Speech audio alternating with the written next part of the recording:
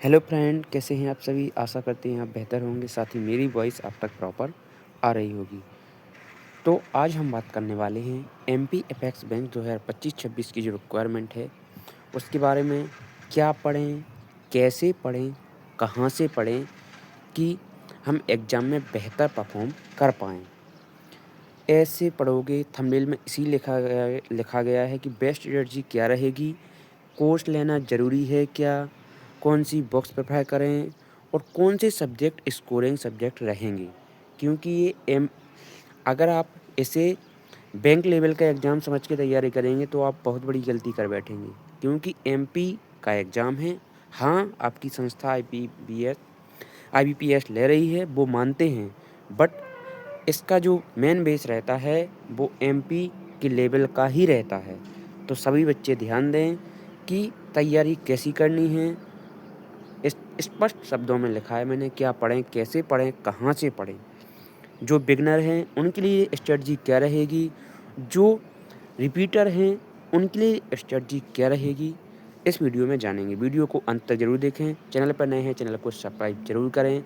अगर भाई वाली सलाह आपको लगती है कि आपके लिए हेल्पफुल है तो लाइक का बटन दबा सकते हैं, वरना आप अनलाइक भी कर सकते हैं। तो देखते हैं। सबसे पहले हम बात करेंगे कि बेस्ट स्ट्रेटजी कहाँ से पढ़ें, क्या पढ़ें। क्या पढ़ने के लिए आपके 5 सब्जेक्ट हैं। कंप्यूटर, जीएस, क्या पढ़ना है। 5 सब्जेक्ट हैं आपके, तो कंप्यूटर पढ़ना है और इसके बाद जीएस पढ़ना है, इसके बाद मैथ पढ़ना है, इसके बाद आपको इंग्लिश पढ़ना है। कंप्यूटर, मैथ, इंग्लिश और इसके बाद आपको रीजनिंग पढ़नी है। जो बैंकिंग एग्ज़ाम की तैयारी कर रहे हैं उनके ये 3 पोर्शन पहले से ऑलरेडी तैयार हैं। किस लिए? एपेक्स बैंक की। कौन-कौन से? एक मैथ, एक रीजनिंग, एक इंग्लिश। जो पहले से बैंकिंग की तैयारी कर रहे हैं उनके ये सब्जेक्ट बहुत ही अच्छे से तैयार रहते हैं। लेकिन उनका जो पोर्शन नहीं रहेगा तैयार, कंप्यूटर और जीएस, क्योंकि यहाँ पर जो कंप्यूटर और जीएस का लेवल अलग ही रहता है। आप प्रीवियस एग्जाम में देखेंगे, मतलब जीएस में करंट, क्योंकि बैंकिंग एग्जाम में करंट ज़्यादा था, बट इस एग्जाम में करंट पिछली बार कम पूछा गया था और जो स्टैटिक जीके है वो ज़्यादा पूछी गई थी। इसलिए हम लोग को स्टैटिक जीके पे जोर ज़्यादा। आपसे 8 से 9 क्वेश्चन आपको करंट के मिलेंगे, बट 40 नंबर की जीएस आना है, तो बाकी 30 नंबर के लिए तैयारी ज़रूरी करना है, क्योंकि करंट सभी करंट के क्वेश्चन बनना मुश्किल रहते हैं, लेकिन स्ट्रेटजी के बना सकते हैं। अगर आप एसएससी के एस्पिरेंट हैं या रेलवे के एस्पिरेंट हैं तो आपके लिए थोड़ी सा मुश्किल कहाँ होगा? रेलवे वालों के लिए इंग्लिश होगा और स्पीड मैथ में होगा, क्योंकि रेलवे में टाइमिंग काफ़ी रहती है, बस इसमें टाइमिंग नहीं रहती है। तो जो एसएससी बिगनर हैं, बिगनर क्या करें? तो उन लोगों की क्या करना है कि इंग्लिश के लिए आप करें। मेरा कोई कोर्स नहीं है भाई, मैं तो आपको एक सलाह दे रहा हूँ। इंग्लिश के लिए निमिषा बंसल मैम को फॉलो कर सकते हैं। Nimisha Bansal ma'am YouTube channel है, उनको फॉलो कर सकते हैं। उनकी 120 रूल इंग्लिश ग्रामर के लिए पर्याप्त है। अगर वो कर लेते हैं आप, तो उसके अलावा आपको इंग्लिश ग्रामर के लिए कुछ भी नहीं पढ़ना पड़ेगा। अब रही बुकेब निमिषा बंसल मैम की बुक भी है और रानी सिंह मैम ने भी पढ़ाया है, इंग्लिश विद रानी मैम ने, वहाँ पर भी बुकेब ब्लैक बुक भी प्रेफर कर सकते हैं। वरना जो बैंकिंग एग्ज़ाम की आप अगर पेपर पढ़ते हैं तब भी आप बना लेंगे, और मैं बेहतर सोच मानता हूँ आप ज़्यादा से ज़्यादा मॉक टेस्ट लगाएं, सेक्शनल लगाएंगे, आप इंग्लिश में बेहतर परफॉर्म कर पाएंगे। आप इंग्लिश के लिए मैंने सोर्स बता दिया, निमिषा बंसल मैम, उन्होंने वोकैब भी करा रखी रूट बाइट के आधार पर, वो भी आप फॉलो कर सकते हैं।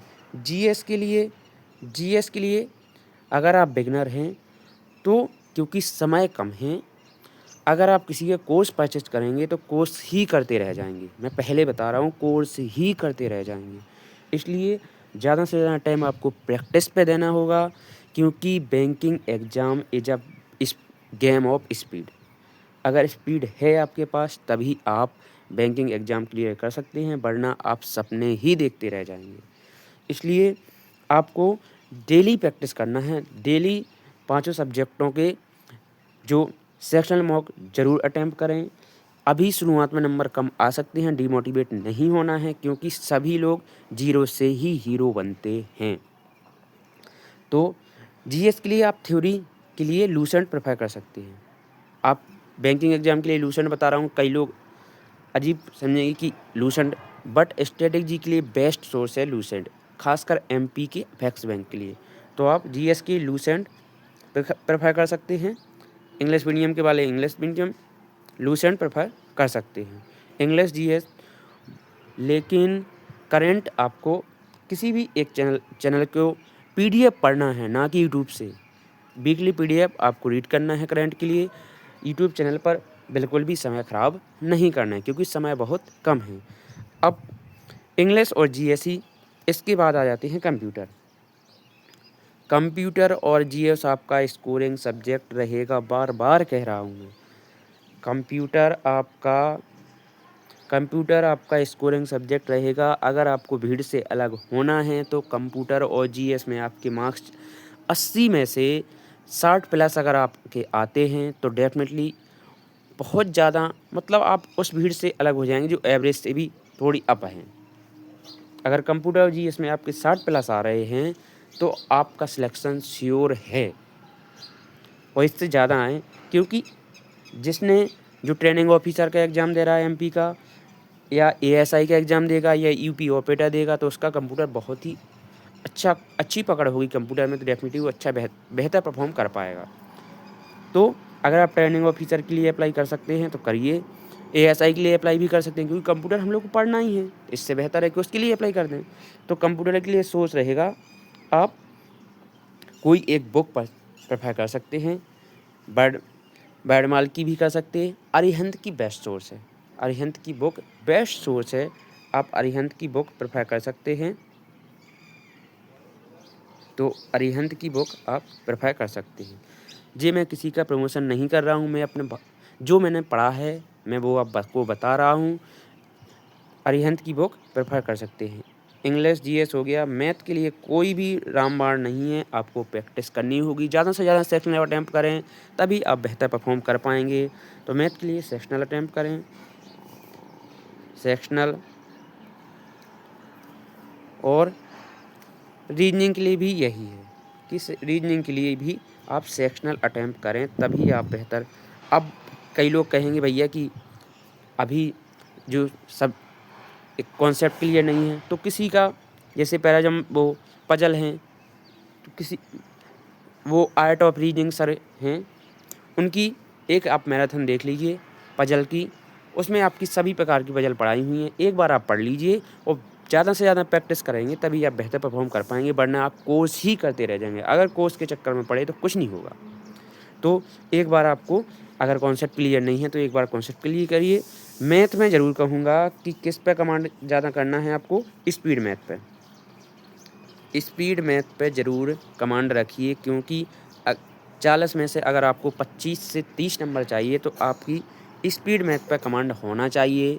तो इस प्रकार ये स्ट्रेटजी रहेगी। भाई वाली सलाह है, आप सेल्फ पे जितना काम करेंगे तो उतना आप बेहतर परफॉर्म एग्ज़ाम में कर पाएंगे। कोर्स के चक्कर में पड़े तो 2 माह में कोर्स ही करते रह जाएंगे और बच्चे निकाल के ले जाएंगे, आप कोर्स करते रह जाएंगे। तो कोर्स के चक्कर में ना पड़ें। जो मैंने आपको सोर्स बताए हैं उन सोर्स को फॉलो करके आप देखेंगे 10 दिन में आउटपुट मिलेगा।